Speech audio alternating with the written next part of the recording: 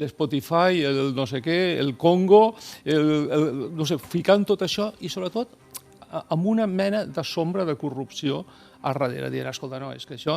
Me'n recordo que un dia... Després vaig començar a seguir-ho, seguint amb aquesta línia, i recordo un dia en un altre programa de ràdio, el conductor del programa diu, escolta, si vostè està dient tot això, vagis al jutjat de guàrdia i denunciï el que tingui que denunciar, no?, en tota aquesta història. Bueno, arriba un dia, que era més el dia de la presentació del llibre del Joan Laporta, que apareix la demanda aquesta posada a l'audiència.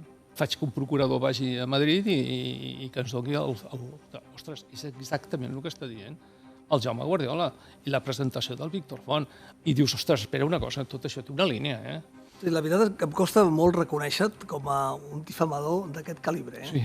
Realment, és realment, escolta, perquè jo també et dic per un home tranquil, i a més amb una trajectòria, i aquesta capacitat de difamar, m'ha passat poques vegades a la vida, això, eh?